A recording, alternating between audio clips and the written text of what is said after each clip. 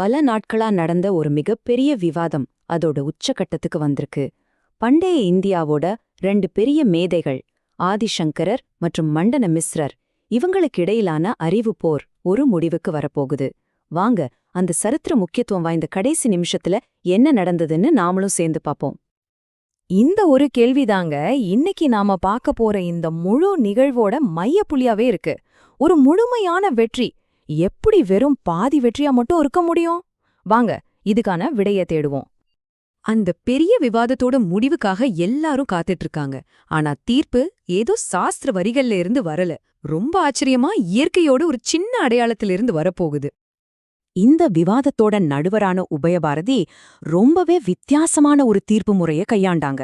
வெறும் வார்த்தைகளை விட ஒருத்தரோட மனசுல உண்மையிலே என்ன இருக்குங்கிறத அவங்க கழுத்துல இருக்கிற மாலை காட்டிடும்னு அவங்க நம்பினாங்க.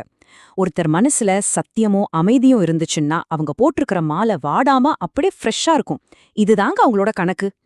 நடுவரோட கம்பீரமான குரல்ல தீர்ப்பு வெளியாச்சு. மண்டன மிஸ்ரரோட மாலை வாடி போயிருந்தது. ஆனா ஆதிசங்கரோட மாலையோ அப்போதான் பறிச்ச பூ மாதிரி அவ்ளோ புத்துணர்ச்சியோட இருந்துச்சு. அதனால அத்வைத தத்துவம் தான் ஜெயிச்சதுன்னு தீர்ப்பு சொல்லிட்டாங்க. இது வெறும் விவாதத்தோட முடிவில்லைங்க. இது ஒரு சரித்திர தருணம். அந்த காலத்துல பெரிய பண்டிதரா இருந்த மண்டன மிஸ்ரர் தன்னோட தோல்விய ரொம்ப கண்ணியமா ஏத்துக்கிட்டாரு. அது மட்டுமில்ல, ஆதிசங்கரையே தன் குருவா ஏத்துக்கிட்டு அவருக்கு சீடரா மாறினாரு. அன்னையிலிருந்து அவர் சுரேஸ்வரர் அப்படிங்கிற பேர்ல அறியப்பட்டார். எல்லாம் முடிஞ்சது. சபை அமைதியாச்சு நினைக்கும் போதுதான் அங்க யாரும் எதிர்பார்க்காத ஒரு திருப்பம் நடந்தது. கிடைச்ச வெற்றி ஒரு முழுமையான வெற்றி இல்லைன்னு ஒரு குரல் ஒலிக்குது. நடுவராயிருந்த உபயபாரதியோட இந்த திடீர் சவால் அந்த சபையையே ஒரு நிமிஷம் ஆட்டம் காண வச்சது. ஜெயிச்ச சங்கரர், தோத்துப்போன மண்டனர், ரெண்டு பேருமே அவரே திகைச்சு பார்த்தாங்க. இப்போ விவாதக்களம் மொத்தமா மாறிடுச்சு. அவங்க வாதத்தோட ஆணிவேர் சனாதன தர்மத்தோட ஒரு ஆழமான தத்துவத்துல இருந்துச்சு. அதுதான் அர்த்தாங்கினி. அதாவது மனைவி என்பவள் கணவனோட வாழ்க்கையில சரிபாதி. அதனால கணவனை மட்டும் ஜெயிக்கிறதுங்கிறது பாதிய ஜெயிச்ச மாதிரிதான், முழுமைய ஜெயிச்ச மாதிரி இல்ல.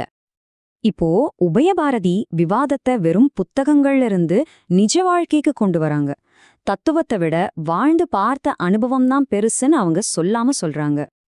அவங்களோட வாதத்தோட மையம் சனாதன தர்மம் சொல்ற வாழ்க்கையோட 4 தூண்கள், அதாவது புருஷார்த்தங்கள். அது என்னன்னு? தர்மம், அர்த்தம், காமம், மோக்ஷம். ஒரு முழுமையான வாழ்க்கைனா இந்த 4 விஷயத்தையும் சரியா வாழ்ந்து பார்க்கணும். இதுதாங்க அவங்க வாதம். ஆதிசங்கரரை பார்த்து அவங்க ஒரு கூர்மையான கேள்விய கேட்டாங்க. நீங்க தர்மம், மோக்ஷம் இதுல எல்லாம் பெரிய ஞானியா இருக்கலாம்.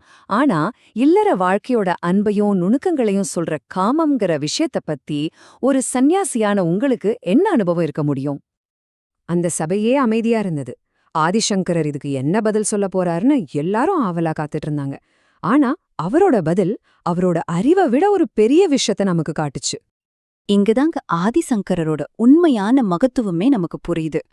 ஒரு விவாதத்துல ஜெயிக்கிறத விட உண்மைக்கு தலை வணங்குறது தான் ஒரு ஞானிக்கு அழகுன்னு அவர் நிரூபிச்சிட்டாரு. அவரோட பதில்ல துளி கூட அகங்காரமே இல்ல. ஆதிசங்கரோட இந்த நேர்மையான ஒப்புதல் இந்த ஒரு பெரிய வாதத்தை விடவும் ரொம்ப சக்தி வாய்ந்ததா இருந்துச்சு. அது அவரோட ஞானத்தோட ஆழத்தையும் குணத்தோட உயரத்தையும் அந்த சபையில இருந்த எல்லாருக்கும் புரிய வச்சது. ஆனா விவாதம் இதோடு முடியல. ஆதிசங்கர் ஒரு கோரிக்கை வச்சாரு. அந்த கோரிக்கைதான் ஒரு நம்ப முடியாத தேடலுக்கு ஆரம்பமா அமையப் போகுது. ஆமாங்க, 1 மாசம் அந்த மாபெரும் ஞானி தனக்கு இல்லாத ஒரு அனுபவ அறிவை தேடிப் பெற கேட்ட கால அவகாசம் வெறும் 1 மாசம்தான். உபயபாரதி கிட்ட இந்த வாக்குறுதியை கொடுத்துட்டு ஆதிசங்கரர் அந்த இடத்துல இருந்து கிளம்பிட்டார். ஆனா அந்த 1 மாசத்துல அவர் என்ன செய்ய போறாருங்கிறது அங்க யாருக்குமே தெரியாத ஒரு பெரிய புதிரா இருந்துச்சு. நீங்களே யோசிச்சு பாருங்க. இல்லற வாழ்க்கையோட ரகசியங்களை தெரிஞ்சுக்க ஒரு பிரம்மச்சாரி என்னதான் செய்ய முடியும்? அடுத்த பகுதியில ஆதிசங்கரர் செஞ்ச அந்த அதிசய பயணமான பரகாய பிரவேசம் பத்தின கதைய நாம விரிவா பார்க்க போறோம். சங்கரரோட அந்த பயணம் எப்படி இருந்துச்சுன்னு நாம அடுத்த பகுதியில விரிவா பார்க்கலாம். அதுக்கு முன்னாடி நாங்க யாரு, எங்க நோக்கம் என்னன்னு ஒரு சில வார்த்தைகள். ஒரு முக்கியமான விஷயம், இந்த விளக்கத்துல நீங்க பார்த்த தகவல்கள் ஆதிசங்கரோட தெய்வீக வாழ்க்கையில நடந்த நிகழ்வுகளோட ஒரு சுருக்கமான பார்வை மட்டும்தான். இது ஒரு முழுமையான வரலாறு இல்ல. இன்னும் விரிவான தகவல்களுக்கு அவரோட வாழ்க்கை வரலாற்றோட மூல நூல்களை படிக்கிறது ரொம்ப நல்லது. இந்த ஞான பயணத்துல எங்களோட இணைஞ்சதுக்கு ரொம்ப ரொம்ப நன்றி. ஞான கோஷ் ஒரு பன்மொழித்தளம். நாங்க இங்க ஆங்கிலம், ஹிந்தி, மராட்டி, தமிழ், பெங்காலி, குஜராத்தின்னு பல மொழிகள்ல ஆன்மீக ஞானத்தை பகிர்ந்துக்கிறோம். இன்னும் பல மொழிகள் சீக்கிரமா வர இருக்கு. ஸ்ரீமத் பாகவதம், பகவத்கீதை, மகாபாரதம், ஆதிசங்கரோட தெய்வீக அவதாரம் மாதிரியான சனாதன தர்மத்தோட பொக்கிஷங்களை ரொம்ப எளிமையா உங்களுக்கு புரியுற மாதிரி கொண்டு வந்து சேர்க்கறது தான் எங்களோட நோக்கம். இந்த ஞான பயணம் உங்களுக்கு பிடிச்சிருந்தா மறக்காம ஞான கோஷுக்கு சப்ஸ்கிரைப் பண்ணுங்க. இந்த தெய்வீக கதைகளை உங்க நண்பர்கள், குடும்பத்தினர்னு எல்லார்கிட்டயும் பகிர்ந்துக்கோங்க.